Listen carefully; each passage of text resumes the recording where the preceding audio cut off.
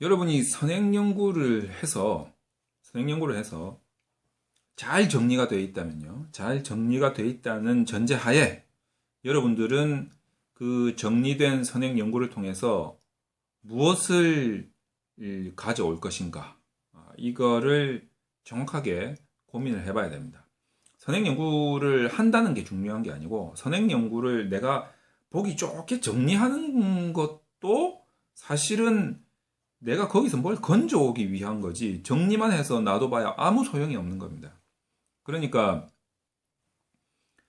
전자도서관이나 인터넷 사이트를 통해서 아주 효율적이면서 효과적으로 선행 연구를 실시를 하고, 또 엑셀에다가 어떤 틀에 맞춰서 정리를 잘 놓았다면, 여러분들은 그 선행 연구의 정리된 리스트업을 통해서 무엇을 얻을 수 있느냐? 첫 번째는 이거는 뭐 직접 해보시면 여러분들이 느낌이 정말 가슴에 와 닿습니다. 저는 이제 많이 하니까 제가 지금 말을 하고 있지만, 여러분들한테 설명을 드리고 있지만, 이게 얼마나 중요한 것인가를 어떻게 표현을 해야 이게 강조가 될 수 있을까? 이 정도로 이게 중요한 부분입니다. 뭐 제가 뭐 땅을 쳐야 이게 강조가 되는 건지, 아니면 무슨 뭐를 부셔야 강조가 되는 건지는 모르겠는데, 정말 중요한 부분입니다.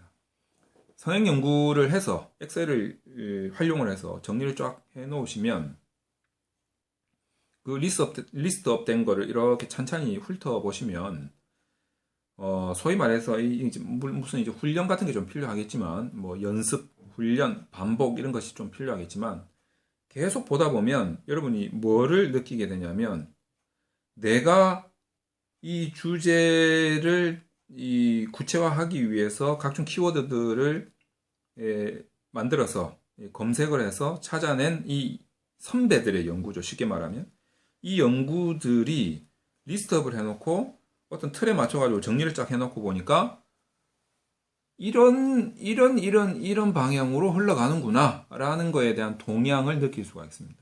이게 선행 연구의 동향인 거죠. 그대로 나의 연구 논문에 들어가야 됩니다. 그 동향에 대한 스토리, 줄거리, 여러분이 정리를 해서 그대로 이론적인 근거에 들어가야 되는 거죠. 그 동향이 그대로 들어가야 됩니다. 그러니까 이 동향이라는 걸 다른 말로 교체를 해보면 대세죠, 대세. 내가 대세를 역행해 갈 수 있겠는가? 여러분 이 고민을 해봐야 됩니다. 어, 특히 사회과학 분야의 연구자라면 대세를 역행하는 연구를 진행하기가 정말 쉽지가 않습니다. 자연과학은 그나마 가능합니다. 뭐 대세를 역행해서 성공한 사례가 갈릴레이 아닙니까? 대세는 뭡니까? 지구는 네모나타라는 게 대세인데, 그 대세를 역행해 버려 가지고 발견지향적인 자연과학 분야에서는 그냥 발견해버리면 그걸로 다 뒤집어 버린다는 거죠. 뭐 실제로 이제 뭐 통계학을 공부하시는 분들은 이제 다 아는 이야기들이지만, 호주에서 검은 백조가 발견이 됐죠.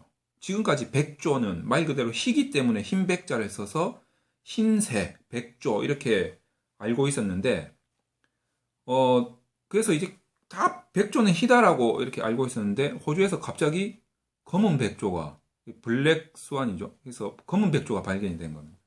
한 방에 다 뒤집어졌죠. 백조는 더 이상 희지 않다 이렇게 돼버린 겁니다. 그러니까 이제 한 방에 뒤집을 수도 있는 게 바로 자연과학이나 이제 뭐 공학 계열 쪽이죠. 사회과학은 제가 그 초반기의 칼럼에서 이렇게 말씀드린 바가 있지만, 사회과학은 이 머릿속에서 있는 겁니다. 사람들의 머릿속에 있는 인식들의 어떤 관찰 내지는 이제 측정한 거에 대한 분석이죠. 그렇기 때문에 발견이라는 게 있기가 좀 힘듭니다. 거의 경험지향적이죠. 그 경험을 뒤집을 수 있는 거는 힘들다라는 거죠. 어지간히 논리적이지 않는 한 힘든 겁니다. 그래서 이 대세를 따라가야 나의 연구가 안정적으로 다른 논리를 펴는 사람들에 대한 이 공격에 대해서 디펜스가 잘 된다는 거죠. 그렇게 해서 이제 진행이 된다라는 겁니다. 특히 이제 뭐 학위 논문을 쓰시는 분들은 이제 심사위원 하시는 교수님들이 엄청나게 이제 공격을 해 나가지 않습니까? 그때 이제 디펜스를 잘하기 위해서는 그 동향에 편승해서 갈 필요가 있다는 거죠. 근데 중요한 거는 그러면서도 이 선행 연구들과의 차별화를 시켜야 됩니다. 그 차별화를 시키기 위해서 여러분들이 하셔야 될 게 뭐냐면 그 선행 연구들의 한계를 보셔야 됩니다. 한계. 한계를 보는 가장 좋은 방법이 뭐냐면 그 선행 연구들의 결론 부분의 연구의 한계를 보시면 돼요. 그래서 스스로가 내 연구의 한계는 뭐다 이렇게 이제 다 고백을 한다는 거죠. 완벽한 인간이라는 건 없으니까 내 연구라는 건 이렇게 통제를 하는 거거든요. 난 여기서 여기까지만 보겠다. 왜? 하나의 점을 봐야 되기 때문에.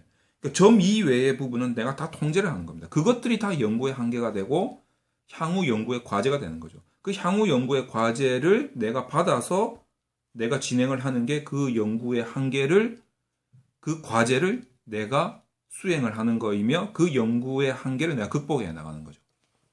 그렇기 때문에 이 선행 연구를 한 것에 대한 최종적인 결과물이 뭐냐면 선행 연구의 동향을 파악하고 그 선행 연구들의 한계를 발견해서 그 한계를 극복하는 연구 문제를 내가 던지는 겁니다.